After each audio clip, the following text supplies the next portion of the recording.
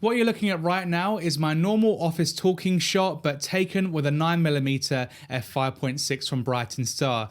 And as you can see, it is super wide. I mean, I can't hide anything. You can see literally every nook and cranny of my office using this lens. And the most crazy part about it as well, that it's a 9mm full frame. It's not an APS-C lens, it's the full frame lens. So you are getting a 9mm full frame equivalent focal length, giving you this super wide perspective. So in today's video, I want to talk to you a little bit more about this absolutely crazy lens and whether it's worth considering if you did need a super wide angle.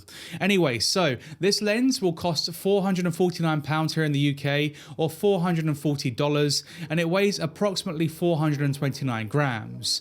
One thing that really shocked me about this lens when I first unboxed it was actually how compact it is. For such a wide lens, it's actually quite small, meaning that it suits the S9 size camera really well, and also of course the S5 II and the S5 IIX.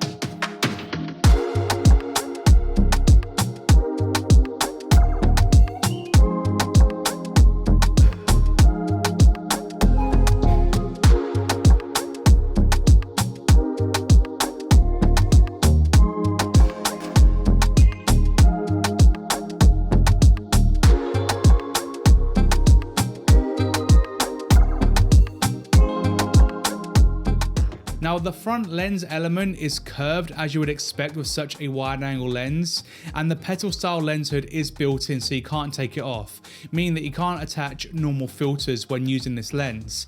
However, it does come with a 34mm ND1000 filter that you can screw on the back of the lens, so sort of between the rear lens element and the mount itself. So if you were someone that wants to do some long exposure photography with this lens, then you can still do that utilizing that backward style of mounting your filters. The small form factor also means that it can be one of those lenses that you can just chuck in your bag and bring with you even if you don't end up using it. I mean, it's not going to take up too much space and it doesn't weigh too much, so you can just bring it along and see whether you get an opportunity to use it.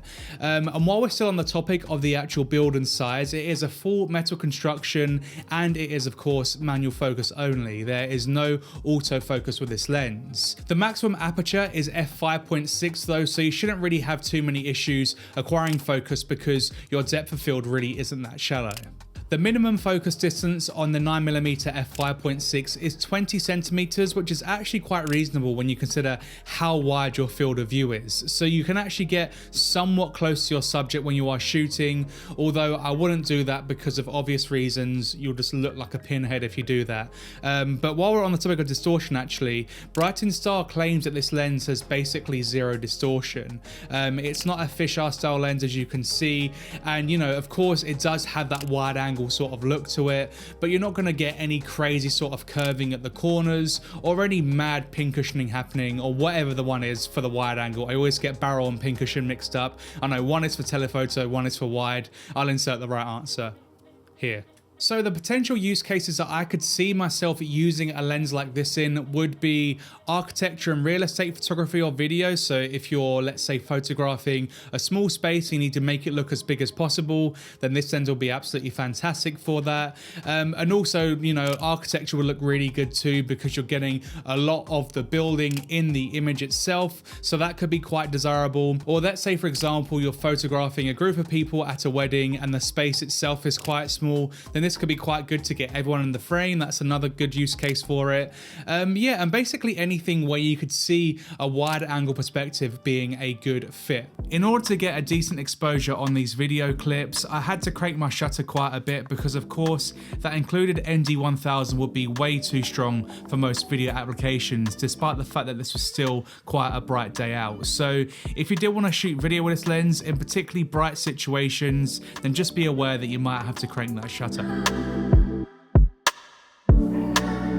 Focusing with this lens is easy enough, although I would recommend that if you are using a Lumix camera that you just basically double tap to punch in so you can acquire your focus, because the last thing you want to do is have some of your peaking showing on the subject thinking that you're actually in focus, and then you go back and review the footage or the photo and it's just slightly sharp because you've just slightly missed focus. So definitely double tap to acquire focus just to make sure you are as tack sharp as possible, and then of course that will give you the best results. Another really nice feature of this lens is the fact that you can actually use it for vertical cropping very, very easily. So let's say, for example, you're shooting an open gate with your Lumix camera. Because of how wide it is, you can actually get a very, very wide perspective, even when you crop that 3x2 image into a 9x16 image. So it looks great for vertical filming too.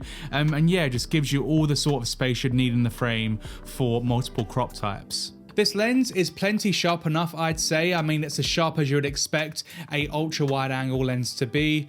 Of course, it's very hard to compare the sharpness of this lens to other lenses that I've got because it's so much wider, which means that when I do go ahead and punch in by 100%, I'm still pretty wide. So therefore, the more and more I'm punching in, I'm also losing resolution. So it's quite a hard thing to quantify, but I would say that if you do nail your focus, then the results are great. I've not had any issues there whatsoever.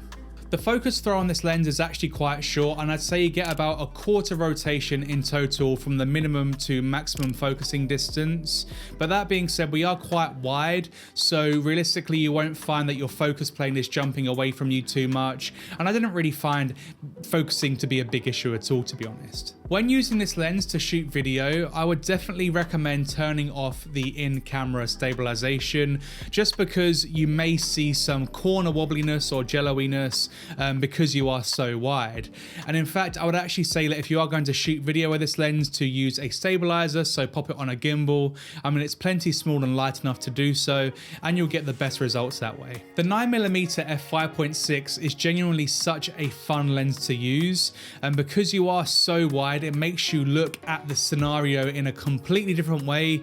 And I actually say that it's a little bit harder to get good shots with such a wide angle lens. The reason being is because, of course, when you're shooting with a telephoto lens, you can sort of pinpoint and pick out the points of interest in the scene, whereas when you're shooting with a wide angle, everything is in the shot, so it makes it just a little bit more tricky to compose a decent image. But I actually find the challenge really exciting and quite fun, so that's an element of this lens that I really enjoy. This lens is also a fantastic option for POV and perspective sort of shots, so if you did have a project where you wanted to get a sort of perspective kind of shot that looks larger than life, you can get some really interesting results using the 9mm f5.6. Just make sure that you nail your focus beforehand, and then yeah, you can get some really interesting perspective shots that you wouldn't be able to get with any other lens. I think Brightin are making some really interesting lenses at the moment, what with this 9mm f5.6 super wide lens, and also with a 28mm f2.8 pancake lens that I recently tested on the channel as well. That's a great street photography sort of everyday carry style of lens, so if you're interested in that sort of thing, then check out this video next.